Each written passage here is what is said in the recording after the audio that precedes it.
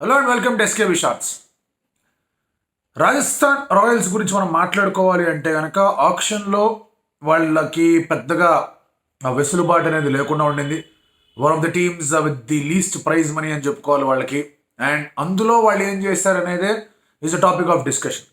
అందులో వాళ్ళ టీంకి సరిపడా ప్లేయర్స్ని తెచ్చుకున్నారా, లేదంటే కనుక did they go overboard ఒకళ్ళిద్దరి కోసం, లేదంటే సరైన రీతిలో ఆక్షన్లో పార్టిసిపేట్ చేయలేకపోయారా అనేది క్వశ్చన్స్ రేజ్ అవుతాయి. So at the outside మీరు చూస్తే కనుక they had a confused auction, అందులో ఎటువంటి డౌట్ లేదు. కాకపోతే వాళ్ళ ఈ మినీ ఆప్షన్ టాక్టిక్స్ కానీ స్ట్రాటజీస్ కానీ started with a trade. Devdutt పడికల్ని వదిలేసుకొని they got an Avesh Khan. అక్కడి నుంచే స్టార్ట్ అయింది వాళ్ళ ఆప్షన్. అది కూడా లైన్లో పెట్టుకొని మీరు ఆప్షన్ స్ట్రాటజీని కనుక గమనిస్తే వాళ్ళ టీంలో కాస్త ఉన్నాయి, కానీ కొంచెం ఇబ్బందులు ఉన్నాయి. వాళ్ళ టీంలో కన్సిస్టెన్సీ ఇష్యూస్ ఉన్నాయి. కానీ వాళ్ళు బ్యాక్ చేసిన ప్లేయర్స్కి బ్యాకప్ని కొన్నారా అనేది ఇక్కడ ఇంపార్టెంట్ ఆస్పెక్ట్. ఆ విషయంలో చూసుకుంటే కనుక though they had a confused option Rajasthan Royals. వాళ్ళు ఎవరికి బిడ్ చేయాలి, ఏం చేయాలి అర్థం కాని సిచ్యువేషన్. వాళ్ళ ప్లేయర్ వస్తారా రారా అనేది ఒక తెలియని సిచ్యువేషన్. అలాంటి సిచ్యువేషన్లో శుభం దుబే లాంటి ప్లేయర్కి వెళ్ళడం అనేది వాళ్ళ టీంకి ఎంతవరకు కలిసి వస్తున్న ఆస్పెక్ట్ ఒకటైతే, దాదాపుగా 6 కోట్లు పెట్టడం ఇంకెంతవరకు కలిసి వస్తుంది అనేది ఇంకొక ఆస్పెక్ట్. వీటన్నిటిని చూసుకుంటే కనుక కన్ఫ్యూజన్ కొంత అయితే డెఫినెట్గా ఎలాగైతే కనిపిస్తుందో టీం పరంగా ఓవరాల్గా వాళ్ళ ప్లేయర్స్ అందరినీ చూసుకుంటే కనుక they got a decent team. Last సీజన్కి ముందు వాళ్ళు ఒక రన్నర్స్ అప్గా బరిలోకి దిగినప్పుడు, లాస్ట్ సీజన్ రన్నర్స్ అప్గా బరిలోకి దిగినప్పుడు they thought they will perform well. They started well to, ఆ తర్వాత మధ్యలో దే లాస్ దేర్ వే. దానికి ప్రధానమైన కారణాలు ఏంటి అంటే కనుక టాప్ ఆర్డర్ ఏదైతే ఉండిందో వాళ్ళ ఇన్కన్సిస్టెంట్గా కనిపిస్తూ వచ్చారు. ఎస్పెషలీ సంజు శాంసన్ తను ఎక్స్ట్రాగా ట్రై చేశాడు షాట్లు కొట్టడానికి. బట్లర్ ఎలాగో ట్రై చేస్తాడు, బట్లర్తో you're taking a gamble anyway. ఒక సీజన్ బాగుంటుంది, ఒక సీజన్ అంతంత మాత్రంగా ఉంటుంది. బట్ శాంసన్ దగ్గర నుంచి we are giving that one down position to him and తనకు ఒక ఫ్రీ హ్యాండ్ లాంటిది ఇచ్చి ఆడు అన్నప్పుడు కాస్త ఎక్స్ట్రా షాట్లకి వెళ్ళి తను కూడా వికెట్ పడిపోవడం, the pressure fell on the middle order. కొన్ని క్లోజ్ మ్యాచెస్ ఓడిపోయారు. కొన్ని దానివల్ల ఏమైంది అంటే కనుక వాళ్ళకి రావాల్సిన 2 పాయింట్స్ అవి ఇవి రాకుండా ఉండడం, ప్లే ఆఫ్ స్పాట్కి వెళ్ళలేకుండా ఉండడం అనేది కనిపించింది. అలాగని they did not do bad, they did well. వాళ్ళు ఐదో స్థానానికి వచ్చారు, they did well. But point ఇక్కడ ఏంటి అంటే కనుక they could have done better. ఆ డన్ బెటర్ గురించి ఆలోచనలోకే కదా ఈ మినీ ఆప్షన్లో వాళ్ళు వచ్చింది. సో అక్కడ ఏం జరిగింది, ఇందాక అన్నట్టుగా Avesh Khan trade of 10 crores ఏదైతే ఉండిందో ఆ అమౌంట్ మీకు కొంచెం పెద్దగా కనిపించచ్చు కాక దేవదత్ పడికల్ వద్దనుకున్నారు కూడా. దేవదత్ పడికల్ని లక్నో సూపర్ జాయింట్స్కి పంపించారు. Initially we thought is a backup player. But ఎప్పుడైతే కేఎల్ రాహుల్ మిడిల్ ఆర్డర్లో ఆడతారని చెప్పాడో ఇమీడియట్గా దేవదత్ పడికల్కి ప్లేయింగ్ లెవెల్లో బ్యాటింగ్ ఆర్డర్లో కూడా ప్రమోషన్ వచ్చే అవకాశాలు కనిపిస్తుంది. అక్కడ మాట్లాడుకున్నాం. ఆవేష్ ఖాన్ రాకతో ఏమైంది అంటే ఇండియన్ బౌలర్ సంఖ్య బాగా ఎక్కువగా ఉంది. సందీప్ శర్మ ఉన్నాడు వాళ్ళకి, తర్వాత మీకు ప్రసిద్ధ్ కృష్ణ ఎలాగో ఉన్నాడు, కెన్ హ్యావ్ ఎ గేమ్ సైడ్ని, ఆ తర్వాత ఆవేష్ ఖాన్, వీళ్ళు ఉన్నారు. కొంతమందిని వదిలేశారు, కేఎం ఆసిఫ్ లాంటి వాళ్ళని, తర్వాత కుల్దీప్ లాంటి వాళ్ళని అందరినీ వదిలేశారు. బట్ వీళ్ళ దగ్గర ఇలాంటి ప్లేయర్లు ఉన్నారు. No they have 4 Indian fast bowlers. దానికి తోడు వాట్ డి డెడ్, వాళ్ళు మురుగన్ అశ్విన్ వదిలేశారు. ఎందుకంటే జాంపా రూపంలో ఆల్రెడీ ఒక బ్యాకప్ స్పిన్నరో లేకపోతే ఎక్కడొక్కడ అశ్విన్కో చహల్కో ఏమైనా ఏంటంటే స్పిన్నింగ్ విభాగంలో తను రావడానికి సిద్ధంగా ఉన్నాడు. తను వచ్చాడు అంటే కనుక బోల్ట్ పక్కకు పోవాలి, బోల్ట్ పక్కకు పోయినా బౌలర్లు ఉన్నారా అనే ఒక క్వశ్చన్ మార్క్ అనేది ఏర్పడుతుంది. బట్ తను వచ్చే సిచ్యువేషన్స్ వెరీ లెస్గానే కనిపిస్తుంది, ఎందుకంటే Ashwin and Chahal will dominate the bowling.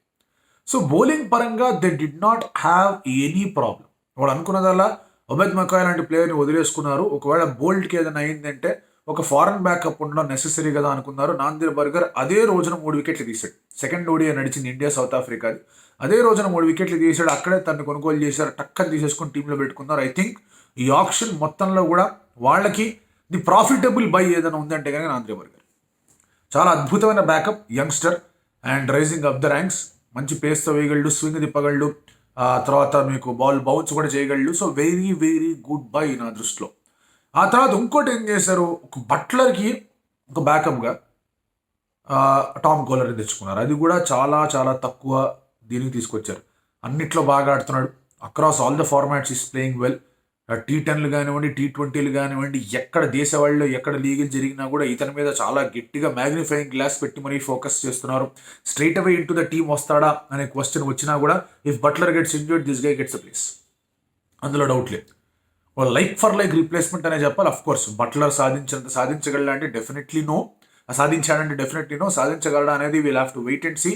But potential ఉన్న ప్లేయర్ని తీసుకొచ్చుకొని పెట్టుకున్నారు, which is again a very good thing. అది అప్రిషియేట్ చేయాల్సిన అంశం. ఆ తర్వాత సరే అబిద్ ముష్తాక్ అక్కడ ఫిల్ చేసుకోవాలి కాబట్టి తెచ్చుకున్నారు. But no, let's look at their first 2 buys. ఇది చాలా ఇంట్రెస్టింగ్గా కనిపించాయి. ఫస్ట్ వచ్చిన ప్లేయర్ వాజ్ రోమన్ పావెల్ని వీళ్ళు 7.4 కోట్లు పెట్టి తీసుకున్నారు. ఎందుకు తీసుకున్నారు అనే ఒక క్వశ్చన్ రేజ్ అవుతుంది. ఎందుకంటే మీకు షిమ్రాన్ హెట్మైర్ ఉన్నాడు, బట్లర్ ఉన్నాడు, వీళ్ళందరూ ఉన్నారు కదా. Why Rovman Powell? Last time వాడు జేసన్ హోల్డర్ అనుకున్నారు, వర్కౌట్ కాలేదు. ఒక ఆల్రౌండర్ కావాలనుకున్నారు, కుదరలేదు. రోమన్ పావెల్ దగ్గర నుంచి అంత బౌలింగ్ అనేది ఉండదు, బ్యాటింగే చేస్తాడు. వై ఈజ్ ఈ coming in to the picture? దీనికి అంటే నాకు తెలిసినంత వరకు వాళ్ళు చూసుకున్న ఆస్పెక్ట్స్ ఏంటి అంటే కనుక, ఒకటి సంజు శాంసన్ కాస్త రిలీఫ్ ఇద్దామని. బాబు వెనకాల పవల్ ఉన్నాడు, హెట్మైర్ ఉన్నాడు, నీ స్టైల్లో నువ్వు ఆడుకో హ్యాపీగా, అనవసరంగా ఇబ్బంది పడకు, నీ స్థాయికి తగ్గట్టు నువ్వు ఆడాలంటే నీ స్టైల్లో నువ్వు ఆడాలని చెప్పేసి ఇచ్చే ఒక బిలీఫ్, ఇచ్చే ఒక ఊరట తనకి, ఒక కుషన్. రెండోది what I feel is because వాళ్ళ దగ్గర ఇండియన్ బ్యాకప్ బౌలర్స్ చాలా మంది ఉన్నారు. సో వాళ్ళు they can go with only 1 foreigner in the bowling line. మిగతా ముగ్గురు వాళ్ళు బ్యాటింగ్లో పెట్టుకున్న వాళ్ళ టీం సరిగ్గా ఉంటుందనే ఆలోచనలో, భావనలో ఉన్నారు. Which is again a very good thought అనిపించింది. 7.4 crores దాకా వెళ్ళేసి ది ఓన్లీ హ్యాడ్ 13 కోట్లలో 7.4 crores అంటే దాదాపు 60% వాళ్ళు ఈ ప్లేయర్కే పెట్టారు. అందుకే ఆ తర్వాత వాళ్ళు చాలా క్వైట్గా ఉన్నారు. చాలా క్వైట్గా ఉన్నారు. ఇన్ఫ్యాక్ట్ ఆల్రౌండర్స్ వచ్చినప్పుడు కొనడానికి they did not even bid. వాళ్ళకి తెలుసు అది వర్కౌట్ కాదని. వాళ్ళకి ఆల్రౌండర్లే కావాలి పైగా. సో ఎప్పుడైతే రోమన్ పవర్ని తీసుకున్నారో ఆ ఫారెన్ ఆల్రౌండర్ అనే ఆప్షన్ వాస్ క్యాన్సిల్డ్ అవుట్. తర్వాత పోనీ శార్దుల్ లాంటి వాళ్ళు తీసుకుంటారు, ఆల్రెడీ వాళ్ళ దగ్గర బౌలింగ్ ఉన్నాయి, ఎక్కడ స్పేస్ ఇస్తారని ఒక క్వశ్చన్ మార్క్ అనిపించింది. రెండోది ఆర్ఆర్ రిటెన్షన్స్ అండ్ రిలీజెస్ వీడియోలో చెప్పారు, their trust in Riyan Parag is increasing. So అతని మీద కాస్త you can also bowl 1 or 2 overs కాబట్టి తన దగ్గర నుంచి ఆ స్టైల్ ఆఫ్ ఆటని రప్పించుకోవడానికి, ఆ స్టైల్ ఆఫ్ ఆట వస్తుందన్న నమ్మకం ఏమైనా పెరుగుతుందా? Will he be pushed to top of the order మన ఓపెనింగ్ 1 down కాదు, ఓ 3 down పొజిషన్ కన్నా రాగలడా, సో దట్ హెట్మైర్ లాస్ట్లో వచ్చి ఫినిష్ చేయగలిగే ఒక బాధ్యత తీసుకోవడానికి సిద్ధంగా ఉంటాడా అనే ఒక ఆలోచన వస్తుంది. So which is an interesting thought in it again. దాని గురించి మనం మళ్ళీ మార్చ్లో మాట్లాడుకుందాం, వాళ్ళ టాక్టిక్స్ గురించి. సో పవల్ వచ్చేసరికి నువ్వు look at the top order, అందరూ అవైలబుల్గా, ఫిట్గా, హ్యాపీగా ఉన్నారంటే కనుక Butler, Jaiswal, Samson, Powell, Hetmyer top 5లో మీకు అద్భుతమైన బ్యాటర్స్ ఉన్నారు. అందులో యూ స్నీక్ ఇన్. మీరు రియాన్ పరాగ్ని పెట్టుకుంటారా, ధ్రువ్ జురేల్ని పెట్టుకుంటారా, మీ ఇష్టం. సో మీకు 7 ఇక్కడ చాలా ప్రాపర్గా కనిపిస్తుంది. 8 అశ్విన్, తనకి 50లోనే రాజస్థాన్ రాయల్స్తో, సో తను కాస్త వరకు బ్యాటింగ్ చేయడు, రైట్. మీరు చెహల్ని ఇంపాక్ట్ సబ్గా తెచ్చుకుంటారంటే సరే, లేదంటే కనుక బోల్ట్ అంటే Boult can also hold the bat, తన దగ్గర ఉంది. ఆ తర్వాత 2 బౌలర్లు వచ్చారు, మరి ఎవరినన్నా పెట్టుకోండి. సందీప్ శర్మ, ఆవేష్ ఖాన్ పెట్టుకుంటారా, పేసర్ కావాలంటే పేసర్ని పెట్టుకుంటారా, ఇంకోని కావాలంటే ఇంకోని పెట్టుకోండి, లేదా చెహల్ని పెట్టుకుని ఒక ఇంపాక్ట్ సబ్గా ఇంకోని తెచ్చుకోండి. So this is working out well for. ఇది బాగానే ఉంది కదా అనుకుంటున్న టైంలో దే వెంట్ ఫర్ శుభం దూబే దగ్గరికి ఎందుకు వెళ్ళారు అనేది ఒక ఇంట్రెస్టింగ్ థాట్. మళ్ళీ వెళ్ళారు కానీ దాదాపు 5.6 కోట్లు ఇచ్చారు. అంతవరకు బిడ్డింగ్ వార్త చాలామంది టీమ్స్ కావాలనుకున్నారు. Is a very good player, మంచి రెప్యుటేషన్, డొమెస్టిక్ సర్కిల్స్ బాగా ఆడుతున్నాడు, ప్రతి ఒక్క టీం దృష్టిని కూడా ఆకర్షించేస్తాను. రాజస్థాన్ రాయల్స్ కూడా చాలా గట్టిగా చూసింది. ఇన్ఫ్యాక్ట్ తను కొన్నప్పుడు వాళ్ళు దే వాంటెడ్ హిమ్ అన్నట్టుగా కూడా ఒక సిగ్నల్ ఇచ్చారు. రోమన్ పవల్ వచ్చినప్పుడు అలాంటి సిగ్నల్ ఏమి ఇవ్వలేదు. శుభం దూబే వచ్చినప్పుడు మాత్రం దేవర్ హ్యాపీ. ఆ తర్వాత మళ్ళీ దే వెంట్ క్లూలెస్, ఇదేంటబ్బా ఇట్లా అయిపోయిందని. సో శుభం దూబేకి మీరు అంత అమౌంట్ ఇచ్చినప్పుడు where you want him to play? So అంత అమౌంట్ ఇచ్చి తన లోపల తీసుకొచ్చి ఆడిస్తారు. ఆడిస్తే ఎవరి ప్లేస్లో ఆడిస్తారు, అక్కడ ఆప్షన్స్ ఏమేమి కనిపిస్తున్నాయి అనేది వాళ్ళు చెక్ చేసుకోవాల్సిన అంశం. సో బేసిక్లీ వాళ్ళు చేసిందల్లా కూడా దే వాంటెడ్ పవర్ హిట్టర్స్. ఆ పవర్ హిట్టర్ కూడా వచ్చాడు. ఆ తర్వాత దే వాంటెడ్ బ్యాకప్లు 2 వచ్చాయి. సో ఈ 3 అనేవి చాలా బాగానే కనిపిస్తున్నాయి. మిగతా 2 బైస్లో అంత కన్విన్సింగ్గా వాళ్ళు లేకపోయినా కూడా they need to fill up there team, అది ఫిల్అప్ చేసుకున్నారు. ఆ తర్వాత వాళ్ళ రిసోర్సెస్ కూడా బాగానే ఉన్నాయి, అందులో ఎటువంటి తేడా లేదు. జస్ట్ ఇన్ కేస్ ఒకవేళ ఏదైనా ఇండియన్ ప్లేయర్కి ఏదైనా అయిందంటే కనుక ఈ డొమెస్టిక్ ఫార్మాట్లో ఉన్న వాళ్ళందరూ కూడా రాణించడానికి అవకాశాలు ఉంటాయి. Yashasvi Jaiswal is rising up the ranks. తను కూడా ఒక స్టార్ ప్లేయర్ లాగా తయారవుతున్నాడు, బాగా ఆడాడు కూడా. దుబాయ్ సీజన్లో ఎప్పుడైతే ఐపీఎల్ జరిగిందో అప్పటి నుంచి చూసుకుంటే Yashasvi Jaiswal just grow in the rankings. చాలా అద్భుతమైన రీతిలో ఆడుతూ ఉన్నాడు. And is a different player now Yashasvi Jaiswal. ఇండియాగా రెప్యుటేషన్ తెచ్చుకున్నాడు, T20 ఓపెనర్గా ముద్ర వేయించుకున్నాడు, టెస్ట్ సెంచరీలు సాధించాడు. సో ఇంత పరిణితి చెందిన ప్లేయర్గా కనిపిస్తూ ఉన్నాడు. So they have 2 Indian star. Sanju Samson definitely the star and captain. Yashasvi Jaiswal ఉన్నాడు వాళ్ళ దగ్గర. Of course Ashwin and Chahal వాళ్ళేం తక్కువ వాళ్ళు కాదు. మనం బ్యాటర్స్నే చూస్తాం కానీ అశ్విన్ అండ్ చహల్ ఏం తక్కువ వాళ్ళు కాదు. వాళ్ళ ఇండియన్ కంటింజెంట్ చాలా బాగుంది. ఒకటే బాధ పాయింట్ ఏంటంటే స్టార్టింగ్లో అడ్రస్ చేసినట్టుగానే consistency issue is with everybody in the team, especially batting లైనప్లో. హెట్మైర్ కన్సిస్టెంట్గా ఉంటాడని చెప్పలేం, పవల్ కన్సిస్టెంట్గా ఉంటాడని చెప్పలేం. యశస్వి జైస్వాల్ ఆడే ఆట తీరు చూస్తుంటే కనుక పెద్ద రిస్క్ తీసుకుని అవుట్ అవుతాడని కనిపిస్తోంది. బట్లర్ గురించి అదే సంగతి, సంజు శాంసన్ గురించి అదే సంగతి. సో ఇంత కన్సిస్టెన్సీ ఇష్యూస్ ఉన్న టీం అనేది సాధారణంగా వాళ్ళకి ఉండే ఒక ఆస్పెక్ట్ లేదా ఒక భయం ఏంటి అంటే wheel have to finish things, wheel have to do well, we have to go for that extra mile. ఆ ఎక్స్ట్రా మైల్కి వెళ్ళే ఒక ఆలోచనలో, ఆ ఎక్స్ట్రా మైల్కి వెళ్ళాలనే ఆలోచన ద్వారా వచ్చే ప్రయత్నంలో జరిగే ఇబ్బందులు వాళ్ళని వెనక్కి లాగుతాయి. అది లాస్ట్ సీజన్ జరిగింది వాళ్ళకి. లేదా అంత మంచి టీం పెట్టుకొని them finishing 5th and not going to the play offs అనేది 2 క్లోజ్ డిఫీట్స్ కనిపించేవాళ్ళు కాదనట్లేదు. అలా కొన్నిసార్లు అవుతాయి కూడా.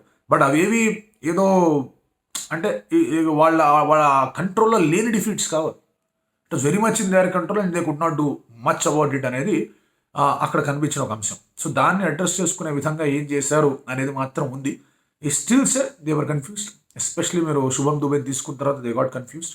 Although they gave an impression బాగానే ఉంది అనుకున్నారు, కానీ probably that was to put out a face ఏమో అనిపించింది.